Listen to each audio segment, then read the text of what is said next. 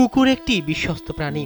তারা নিঃস্বার্থ ভালোবাসা ও অটল আনুগত্যে অনড় থাকে। প্রয়োজনে নিজের ঝুঁকি নিয়ে মালিককে রক্ষা করে কিংবা পাশে থাকে। এবার এমনই এক হৃদয় বিদারক ঘটনা ঘটেছে ভারতের প্রদেশে, যা সামাজিক যোগাযোগ মাধ্যমে আলোড়ন সৃষ্টি করেছে। জানা গেছে, পাহাড়ি বরফ অঞ্চলে দুর্ঘটনায় পড়েন কুকুরটির মালিক পীযূষ ও তার সঙ্গী বিক্ষিত রানা। তারা ব্রাহ্মণ নামের একটি মন্দিরে ভিডিও ধারণ করতে গিয়ে নিখোঁজ হন। পরে তীব্র তুষারপাতের কারণে তারা মারা যান। তাদের মরদেহ বরফের নিচে চাপা পড়ে যায়।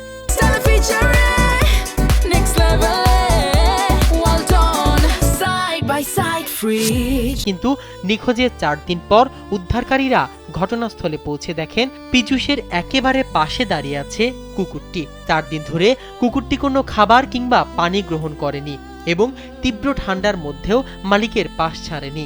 উদ্ধারকারীরা মরদেহ উদ্ধার করতে গেলে কুকুরটি প্রথমে তাদের দিকে তেড়ে আসে।